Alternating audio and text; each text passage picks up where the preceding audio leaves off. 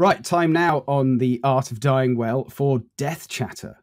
Now, I'm very happy to be joined by an excellent podcaster. We like fellow podcasters, of course, who I came across as a result of my love for Norwich City Football Club. And I'm sure I could bore you to death on that, so I'll try not to.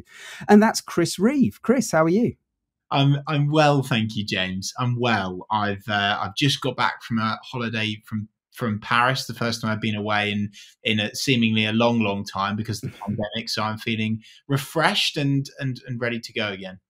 Brilliant. I'm ready to take on not the topic of Norwich City, but actually you're here to talk to us about death, dying and grief, particularly obviously from a male perspective, something we share. To give people a bit of background, you're one half of Talk Norwich City. Really good fan podcast. I like it.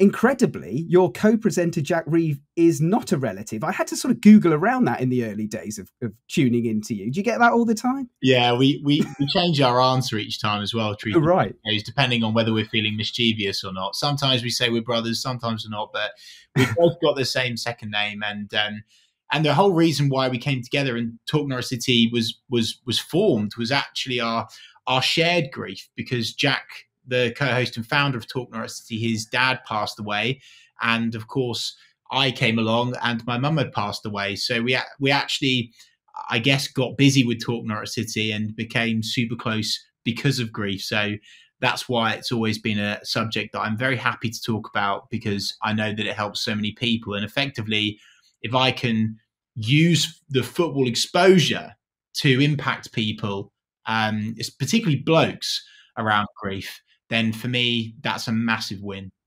Well, that's music to my ears, and of course, particularly pertinent with this particular podcast. Now, let's go back to 2007 for a second. Obviously, a painful time when your mum died, non-Hodgkin's lymphoma, I believe. How old were you at that stage? I was 14 years old, so and I always think, oh, it's a bugger, that age, because, well, it's a bugger at any age, as I'm sure lots of people will be saying and thinking, listening to this. But the reason why 14 is a difficult age, in my opinion, is because I was in between seeing things, witnessing things, hearing things, remembering things, and not remembering things. So sometimes I've got a younger brother, Dan. I'm quite envious of his position, because truth be told, he probably doesn't remember much at all because he was much younger than me at the time. Whereas the other end of the stick is sometimes I wish I was maybe 4 or 5 years older, because then I could remember everything and process it a lot easier. And it's now been what's my maths here, 13, 14 years. And I've been piecing the puzzle back together again, truth be told, James, for all of those years, and finding out how people did things, why people did things, around all of the icky stuff like wills and money and trust and houses and possessions. So yeah, it was a strange old age, I have to say. And I was particularly moved because I know, of course, you've talked about this on a few occasions that are available online. You described your mum as a hero to you, which I found very moving. And, 14 years is a long time, but for you, it's still her sort of heroism burns brightly, doesn't it? And what she meant for you.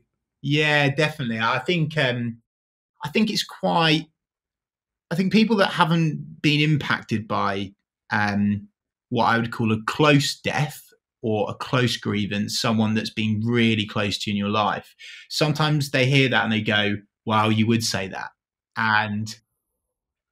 But what I would say is I think that's just a testimony to who she was, really. And even at a young age, I'd just absorbed so much of her sparky, vibrant personality, her passion for helping people, her joie de vivre, to use a French term, her joy of life. And I've really absorbed that, and I'm so grateful for it as well. And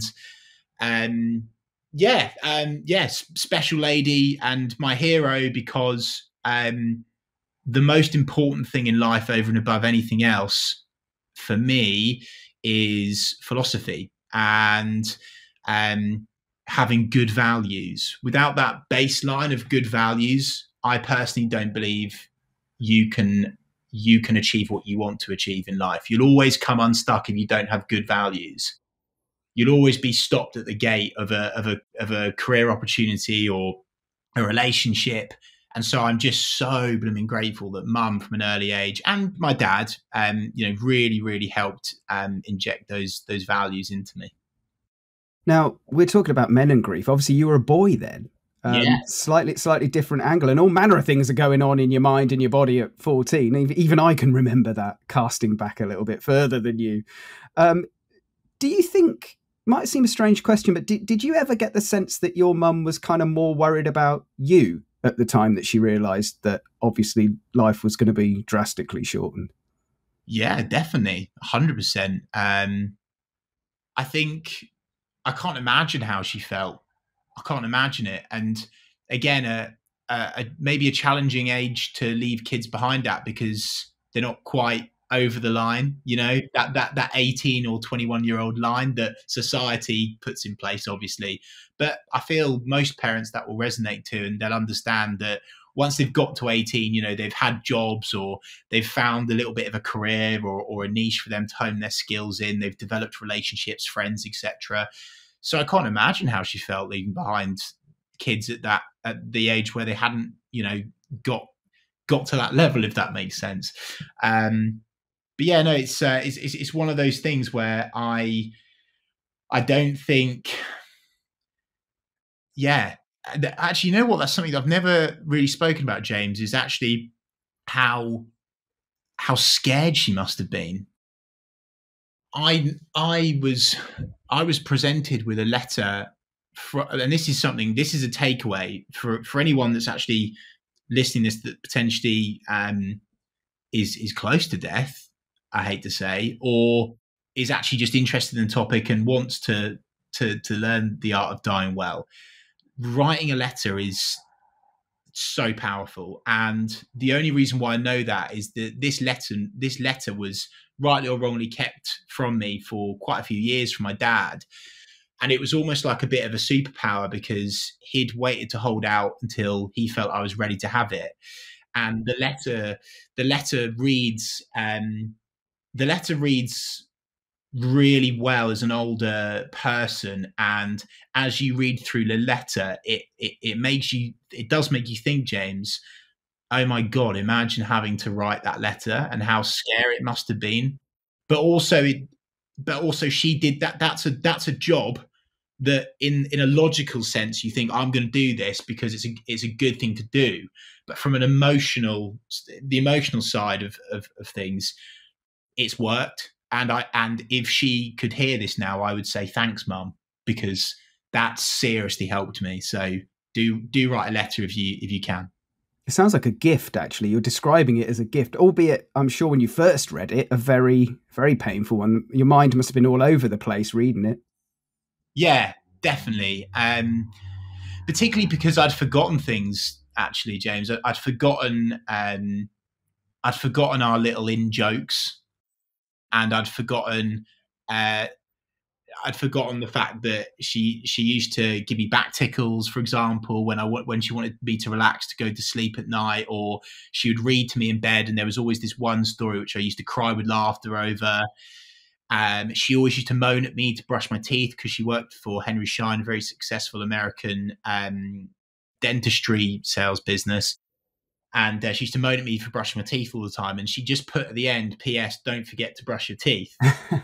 And that was just so lovely. So there was a lot of philosophical stuff in it, but actually there was her humor in it too. And so reading it was a shock, but I would only describe it as insanely powerful. Now, you talk about some wonderful, what I would call almost sort of toolkit items, when you're in this position of feeling, a sort of maelstrom of confusing feelings, I'm sure. And grief changes over time as well. It doesn't necessarily although it does become easier in some ways, it can become more difficult in others. And you talk about those, forming positive habits and being grateful for things. Tell me a little bit about that. Well, truth be told, James, and there's only one way of describing this, but I'm going to do it anyway, is I was dragging through grief like a cold bag of shit for 3 years, I'd say, at least.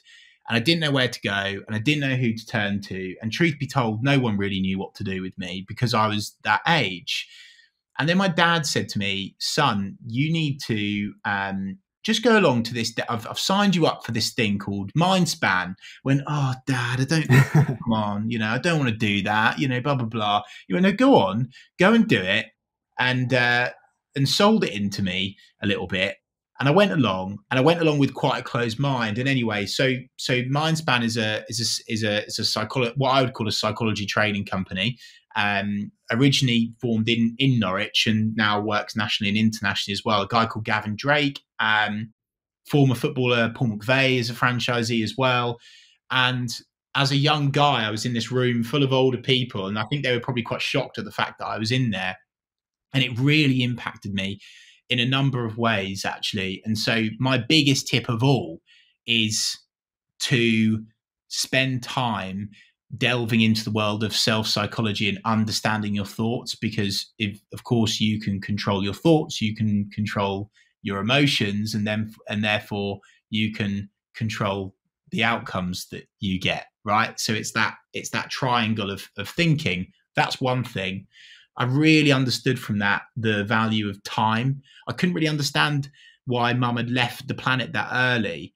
And then I thought, oh my God, this really makes sense now, that, the value of time and being acutely aware of how you're spending it, and why you're spending it in that way. And I'm so blessed and so grateful that I'd learned that lesson at the age of what would have been 17 or 18 at the time, because now I just feel so lucky, because hopefully I'll live till I'm very old and I've got that in my arsenal. And I'm actually almost really sad for the people that don't learn about self-psychology and the value of time until something hits them later on at, say, maybe 40 or 50, when your gran or granddad would naturally die, given the average life expectancy in the UK, for example.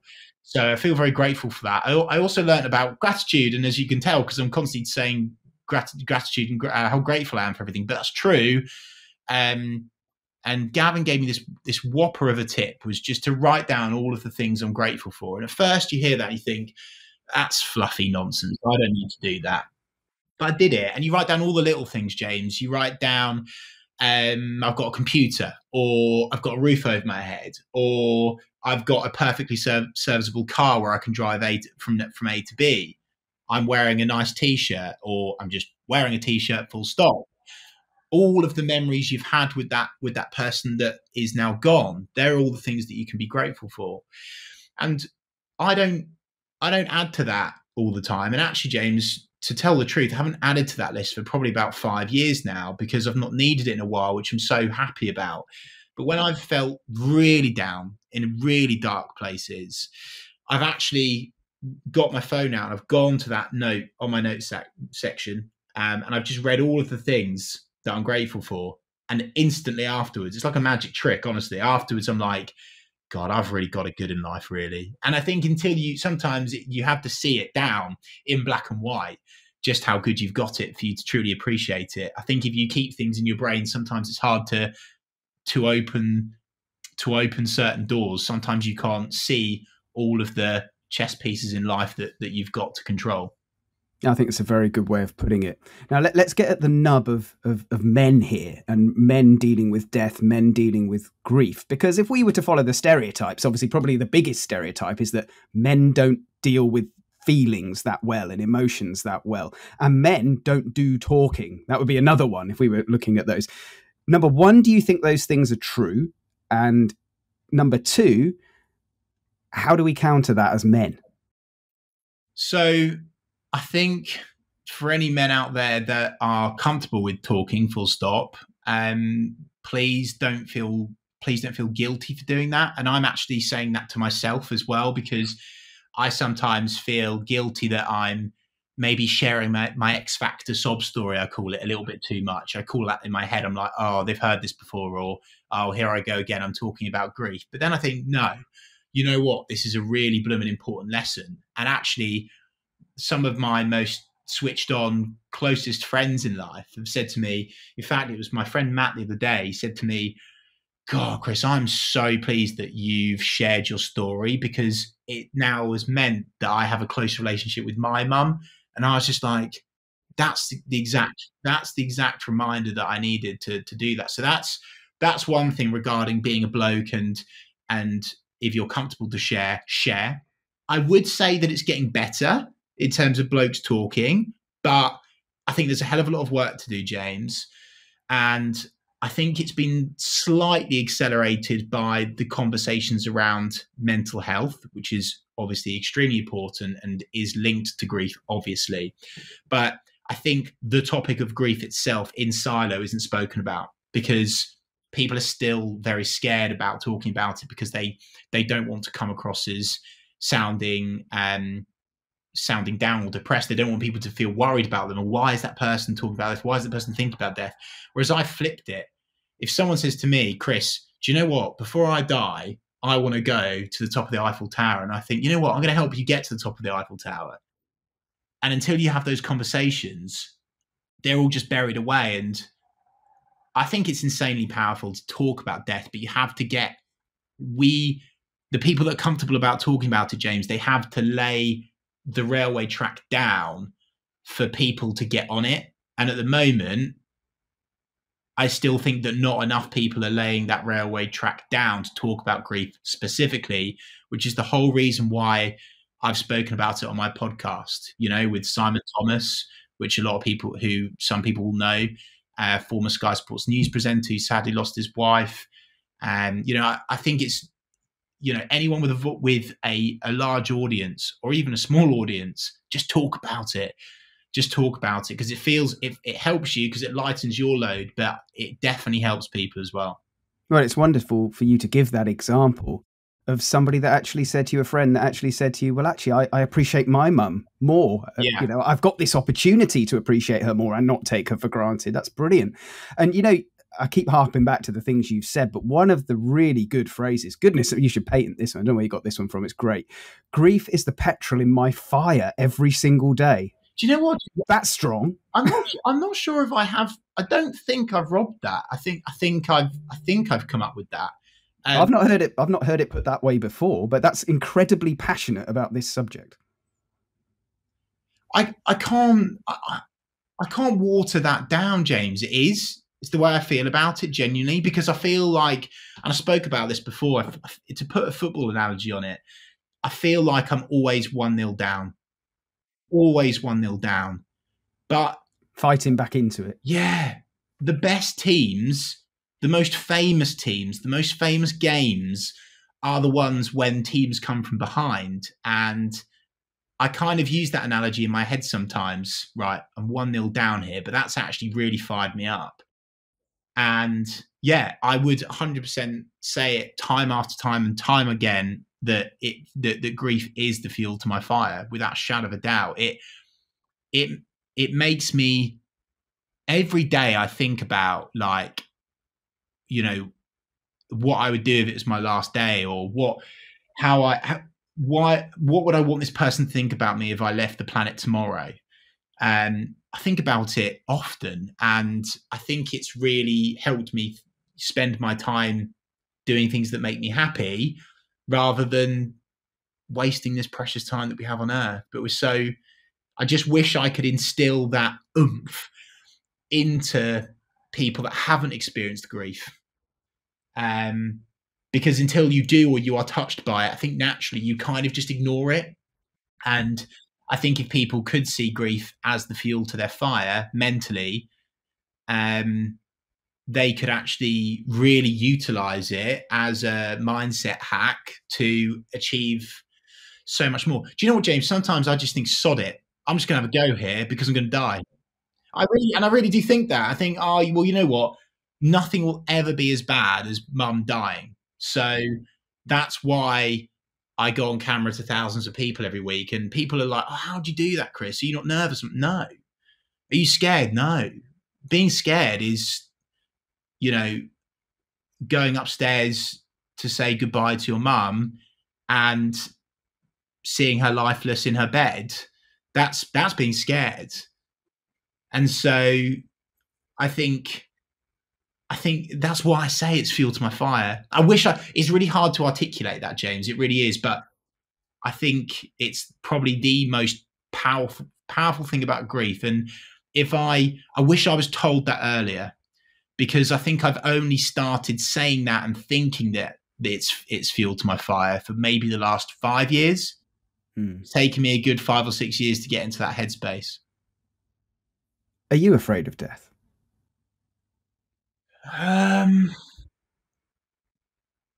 Maybe, James. Maybe. I think I'm afraid of it because, actually, no. I'm more afraid of not living my life to the full now. So I wouldn't necessarily say I'm scared of dying. And what I have said in very crude, brash conversations where I'm feeling maybe a bit confident, is I say, well, if I walked out of my house tomorrow and I got hit by a bus, I'd actually be really happy with how I've left it.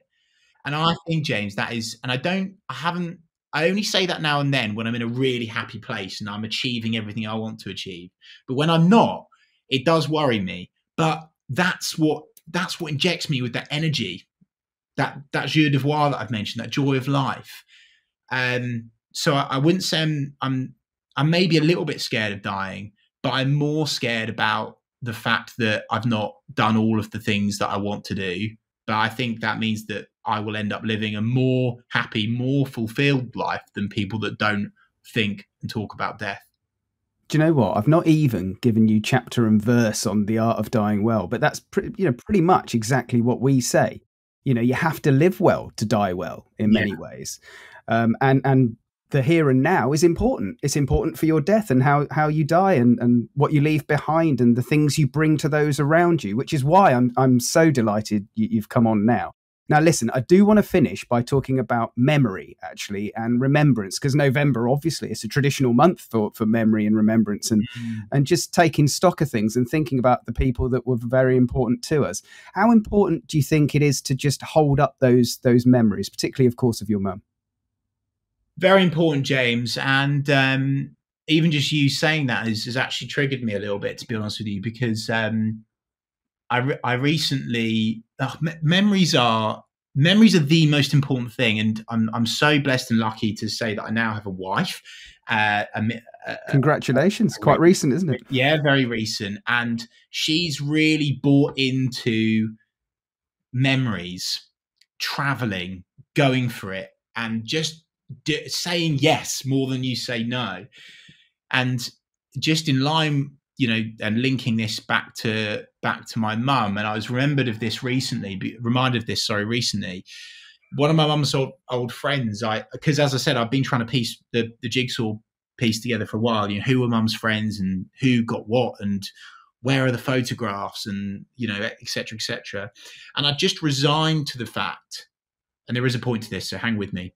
I'd resigned to the fact, James, that I'd only got the photos I'd got, et cetera, et cetera. And one of the things that really, really hurts me, or did hurt me, is I couldn't remember my mum's voice.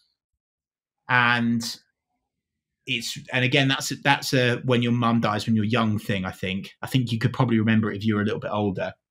But anyway, so out of the blue, one of my mum's friends, Sue, contacted me on Facebook and said, "Oh, Chris, I've got some old photos from our holiday in France."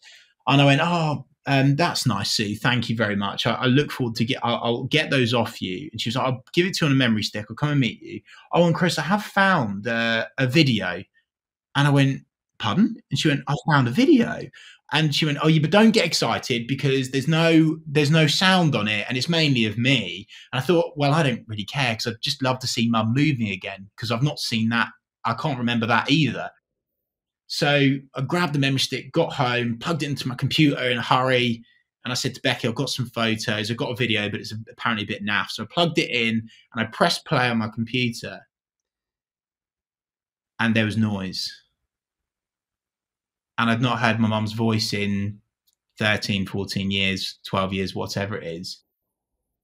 And it hit me like a steam train of grief. And I could barely breathe because I was crying so much. But it was like a shocked happy that I'd never experienced since she died. like a genuine shocked happy.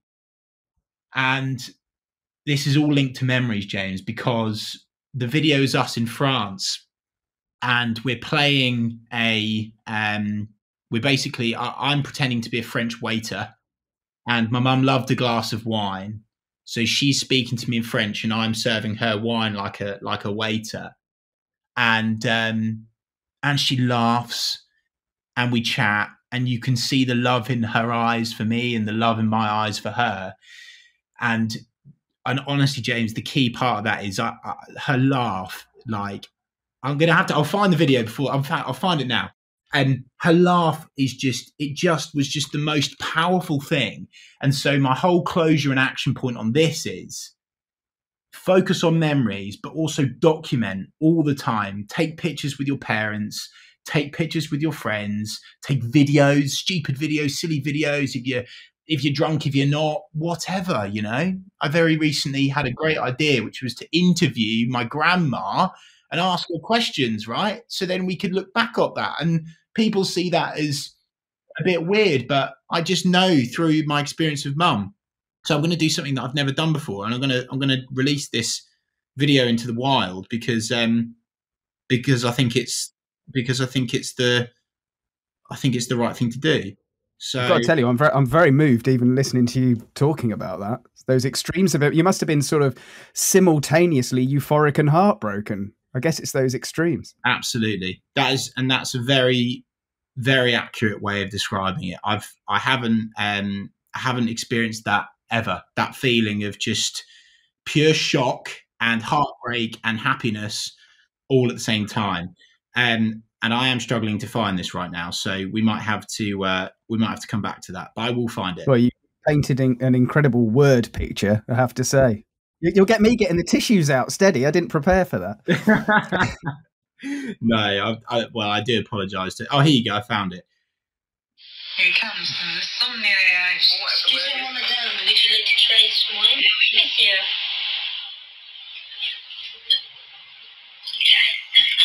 Oh, mon garçon.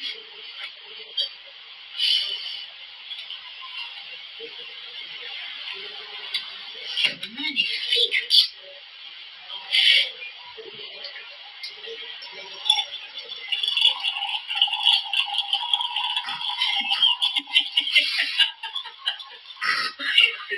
Anyway, it goes on. Oh, what a lovely woman. But basically, it just you know, sometimes when someone dies, and go back right to your point, James, at the start, you view your mum as a hero.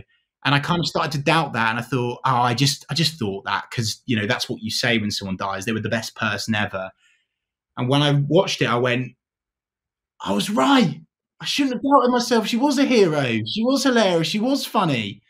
So that was insanely powerful. So if there's, you know, I guess two things to take away from this: focus on self-psychology, your mindset, appreciating time and thinking about gratitude. And then also, you know, recording memories with people, because when you go, they will be like that video is saved everywhere as the best video ever. And I've got it saved in about 100 different places, James. In like every single digital item I have, it's saved. Can't be lost. Exactly. Oh, such joy as well. Isn't it funny? Because that's a video where you see life. You see life being lived, yes, literally, and a lot of joy. And oh, crikey. I don't know how you've managed if I'm like this. So thank you so much for sharing that, particularly with us, on top of all the wisdom. I'm not crying now, James, because I cried so much. I cried so much when I watched it about 2 months ago that I've probably cried about 2 years worth of tears. So that's why it's not hit me today. Well, look, this has probably been the most incredible death chatter we've had. I really thank you so much, Chris. Literally, as I say, not just for the wisdom, but for sharing candidly these very personal things, because I can really tell you just want it to help people. You want people to just find a path, really. And James, and I'm so pleased you said that, find a path. And I really want to emphasize this. When I was 14, I wish someone had just shown me a path. And what I mean by that is people back off. I'm going to say the opposite. please don't back off young people that are experiencing grief. Please don't back off anyone that's experiencing grief. Give them some options that they can pick, but don't leave them alone to work out themselves, because they're not making progress and they're not being proactive in their grief. And I think until you're proactive in your grief by creating that space and time to think and to do all of these things that we've spoken about on this podcast, it's going to take them longer to learn that it's petrol to your fire, if that makes sense. Perfect sense. Chris, thank you so much. Thanks, James.